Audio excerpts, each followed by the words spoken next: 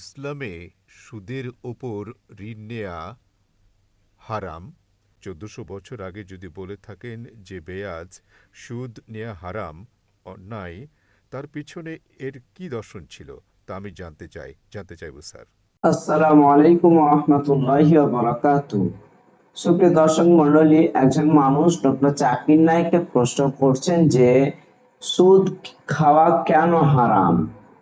তো খুবই গুরুত্বপূর্ণ একটি প্রশ্ন। তো ডক্টর জাকির নায়েক সেই লোকটিকে কিভাবে উত্তর দিয়েছেন আজকের ভিডিওটিতে আমরা সেটি দেখে আসব। ভিডিওটি না টেনে সম্পূর্ণ দেখবেন। তো চলুন আর দেরি না করে সেই ভিডিওটি আমরা দেখে আসি। ভাই সাহেব খুব সুন্দর প্রশ্ন করলেন যে ইসলামে তার অনেক বন্ধু মুসলিম বন্ধুরা বলে যে সুদ নেওয়া হারাম। তিনি জানতেন না যে কেন হারাম, কিন্তু এখন ধারণা হলো যে দুনিয়ার যে পরিস্থিতি, অর্থনৈতিক প্রেক্ষাপট, তিনি জানতে চান যে কেন তা হারাম। আর কোরআন মজিদে কমপক্ষে ৮ জায়গায় লেখা আছে সুদের ব্যাপারে। এই সুদ শব্দটা আরবিতে রিবা, সূরা নিসাতে, সূরা ইমরানে, আর বলা হয়েছে সূরা বাকারায় সূরা নম্বর ২ আয়াত নম্বর ২৭২ ও ২৭৯-তে যে তোমরা সুদ থেকে দূরে থাকো। আর যারা সুদ থেকে দূরে থাকবে না, আল্লাহ ও আল্লাহর রাসূল তাদের সাথে যুদ্ধ ঘোষণা করবেন।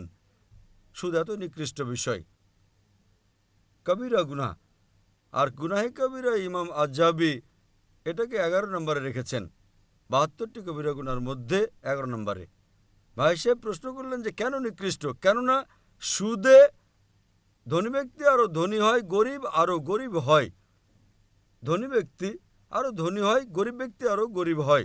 সাধারণত আপনি যখন লোন নিতে যাবেন, গরিব ব্যক্তি কোথায় লোন পাবে? ধনী ব্যক্তি বলে আমার এটা আছে সেটা আছে, তো সে লোন পেয়ে যায়। তো ধনী ব্যক্তি আরও ধনী হয়, গরিব আরও গরিব হয়। এজন্য কোরআনের সূরা আল হাসর সূরা নম্বর ৫৯ আয়াত নম্বর ৭-এ আল্লাহ তাআলা বলেন যে যাকাত দাও যাতে তোমাদের মধ্যে যারা ধনবান শুধু তাদের মধ্যে ধনমান আবর্তন না করে। আর সুদে কি হয়? এই ইসলামী দর্শন আমরা বলি লাভ ক্ষতির অংশীদারিত্ব। লাভ ও ক্ষতির বন্টন করা হয়।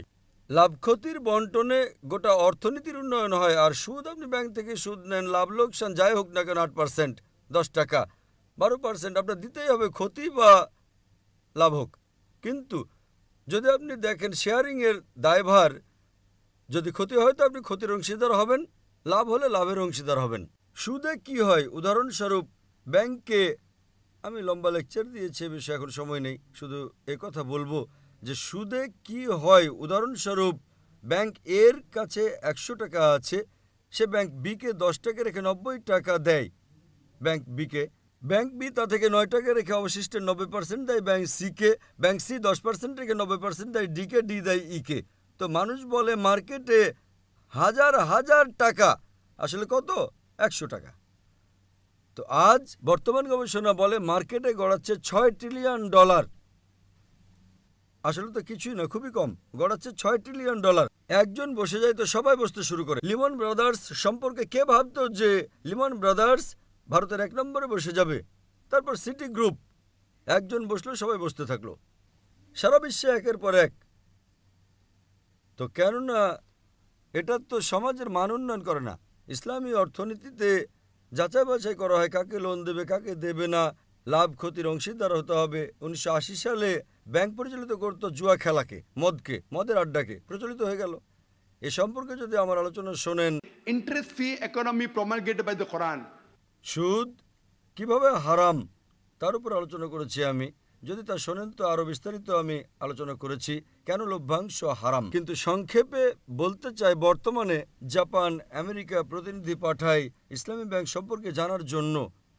আমাদের সরকারের কাছে আমি গিয়েছিলাম, জনাব চিদম্বরমের কাছে, যিনি অর্থমন্ত্রী ছিলেন, তার সঙ্গে কথা বলেছিলাম আমি যে আপনি ইসলামী ব্যাংক চালু করেন না কেন? তিনি বললেন করবো ইনশাল্লাহ, যখন আমার সাক্ষাৎ হয়েছিল জেদ্দায়। কিন্তু আরবিআই এখন অনুমতি দিচ্ছে না, কেননা তারা অনুসন্ধান করেননি।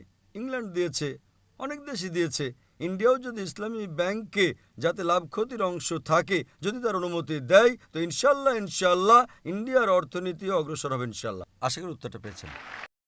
তো মাশাআল্লাহ বন্ধুরা, ডক্টর জাকির নায়েক খুবই চমৎকারভাবে উত্তরটি দিয়েছেন। তো আশা করি আপনাদের ভিডিওটি ভালো লেগেছে। অবশ্যই লাইক, কমেন্ট, শেয়ার করবেন, চ্যানেলটিকে সাবস্ক্রাইব করে রাখবেন। আসসালামু আলাইকুম ওয়া রাহমাতুল্লাহি ওয়া বারাকাতুহু।